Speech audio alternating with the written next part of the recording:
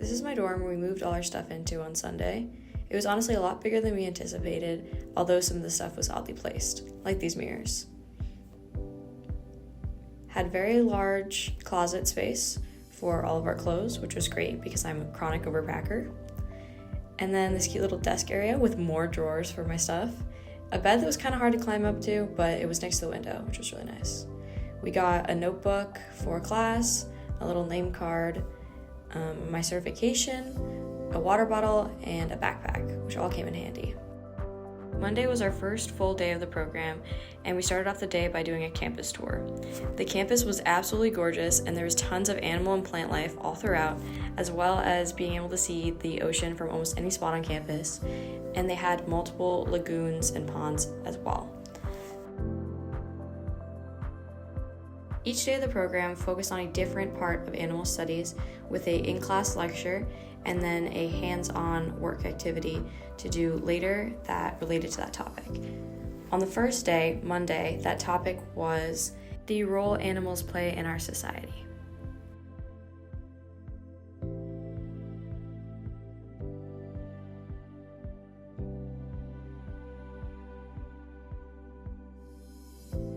One of our professors is training 2 therapy dogs, and she brought them in to each day of class as it fit perfectly in with what we were learning about.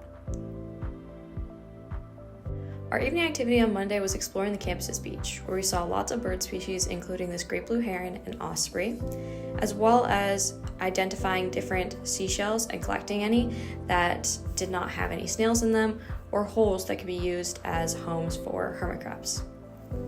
This is a perfect clip of an osprey catching its fish for dinner. On Tuesday, we took a bus to the Clearwater Marine Aquarium, where we learned about rescue and rehab. We got a behind-the-scenes tour of their rehab facility, where they perform countless surgeries and procedures to save the lives of marine animals. Unfortunately, the most common injury that we saw was animals who had become entangled in or swallowed human trash. We learned something really sad but interesting from a staff member about the turtles that are lifelong residents at the aquarium. All their turtles that are lifelong residents have buoyancy issues, which basically means that their shells were broken by something, in many cases getting hit by a boat, and when they mend these shells, air gets trapped underneath the shell, causing buoyancy issues. A buoyancy issue means that they are unable to dive down successfully and catch their prey on their own, and so they need to be taken care of in a human facility. This pelican is actually very famous, as he played the role of a pelican in the movie Dolphin Tale 1 and 2, which was a film that was made about the rehabilitation story of 2 dolphins they had in this facility. Like I already mentioned, the dolphins here at the Clearwater Marine Aquarium are probably the most famous of their animals, as many of them have very sad but heartwarming recovery stories. It's hard to recall what dolphin had what specific injury, but staff members mentioned that they've had dolphins who have gotten 3rd-degree burns from too much sun exposure while beached, abandoned by their mothers, and the most well-known dolphin from Dolphin Tale, Winter, who passed away in 2021, had its tail amputated from an accident relating to boats and had to learn how to swim with a prosthetic tail. Another amazing thing we learned on this trip is that the staff teach the dolphins tricks to keep their brains stimulated, as they are incredibly intelligent creatures, and that they are not actually doing this just for public entertainment. It's for the dolphins' well-being, and so that they have the highest quality of life, which makes a lot of sense since dolphins naturally play and hunt a lot in the wild.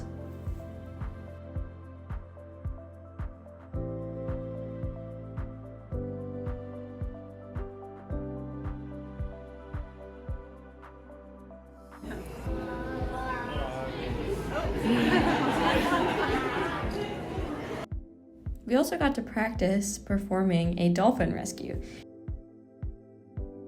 In the afternoon, we made enrichment for the birds at the Tampa Zoo. Enrichment are materials that stimulate the behaviors that an animal would use naturally in the wild. On Wednesday, we arrived at the zoo, ready to learn about ethograms and enrichment. We also got some free time to just explore the zoo and any animals that we were interested in. An ethogram sounds like it's a complex topic, but it's really quite simple.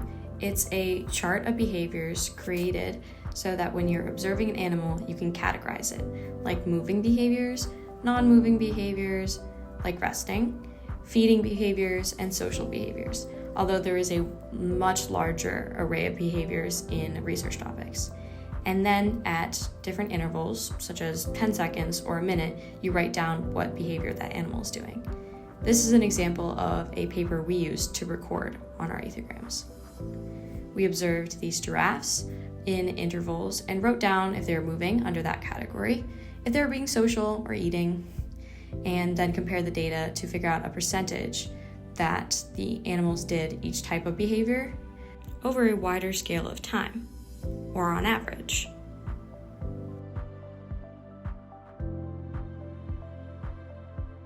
After recording our ethograms and calculating the results, we went to do the most exciting part of the day, which was a behind-the-scene, employees-only experience.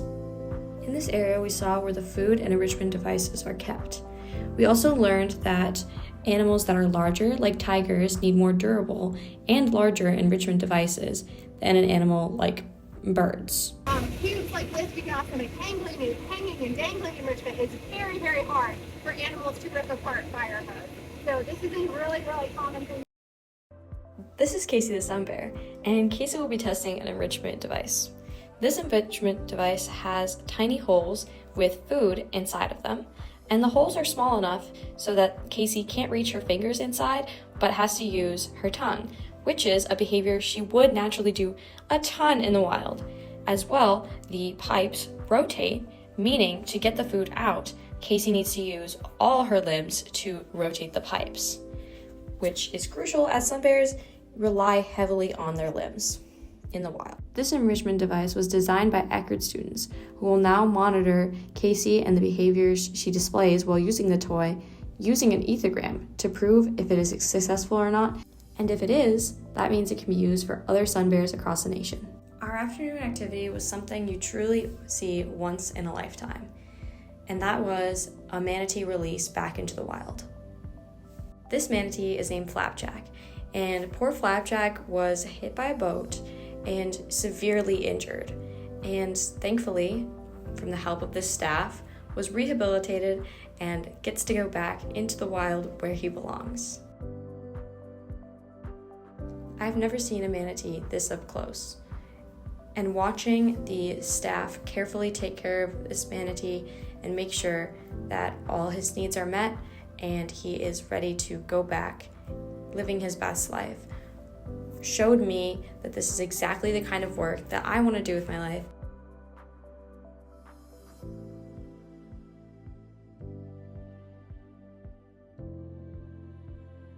Here the staff is pouring water on Flapjack to make sure that he stays hydrated and does not overheat. Although manatees are not fish and do not require water for oxygen, they can overheat incredibly easy. And so this makes sure that he is not going into heat exhaustion or getting burns like the dolphins at the Clearwater Marine Aquarium.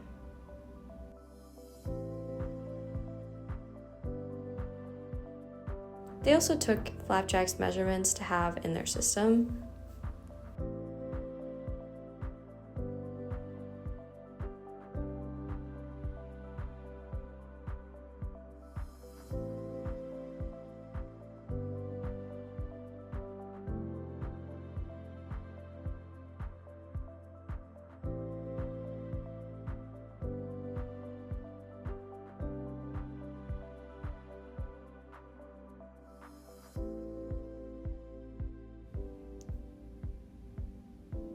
It might look a little weird that they're writing on Flapjack, but this is actually a crucial part of the release part of rehab. And what they're doing is they are marking Flapjack with a specific number or symbol so that they can track him, and if anybody sees him or he ends up in another rehab facility, if he were to get hit again, which we absolutely do not want, but if it were to happen, they already have him in the system and can have his records and his history sent over. And really, it's like having a file at the doctor's office. Very important. It is also helpful so they can track his travel patterns when he migrates and if he is going outside of his normal patterns.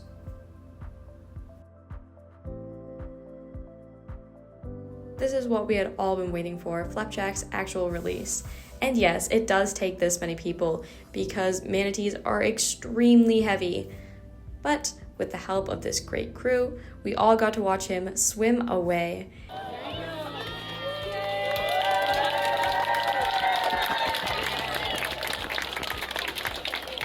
Thursday was a field research day where we collected, identified, and then released different specimens of animals in the wild, but I didn't get to do any filming really, as I was deep in the water and the mud.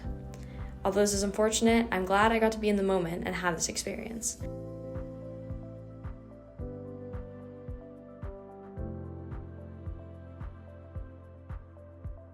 Friday was sadly the last day of the program, but we got to see our professor's dog in action as far as some of the behaviors that he has learned how to do in his therapy dog training.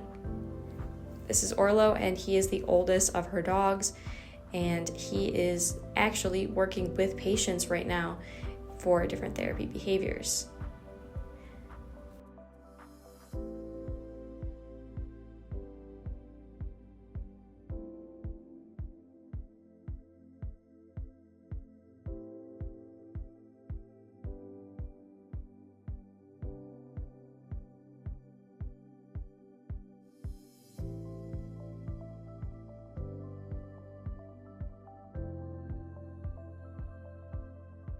This is by far the cutest behavior Orlo knows how to do.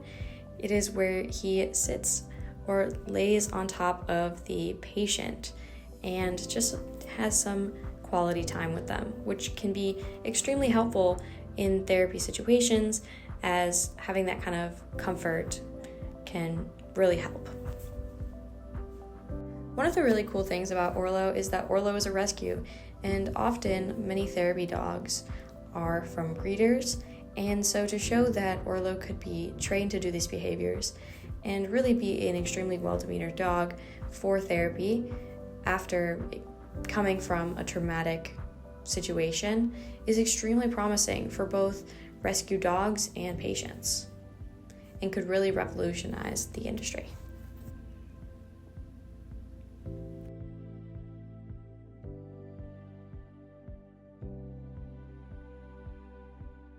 The second part of our day on understanding animal therapy was so cute and exciting. It was socializing and help train tiny kittens. These kittens were about 8 weeks old, meaning they were just starting to understand different training behaviors. We got 2 kittens per group, and they were in these little enclosures, and for the first hour or so, we just got to know our kittens and try to get them as comfortable with us as possible. After that, we used clicker trainers to try to get the kittens to understand that clicker means treat, clicker means good, and so that they eventually could understand that if they did a behavior, the clicker would sound and they would get a treat, or just the clicker would sound and that means they did a good job.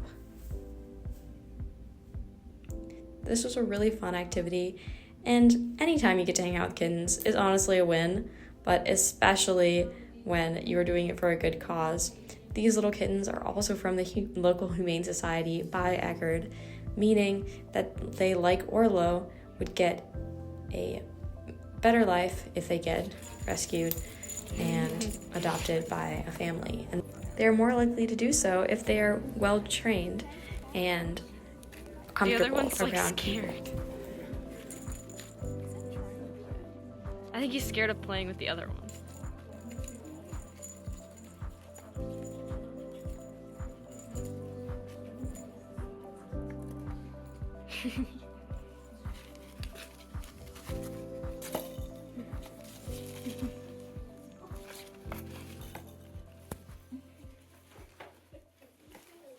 These are all the clips I have from my trip to Florida and the program at Eckerd.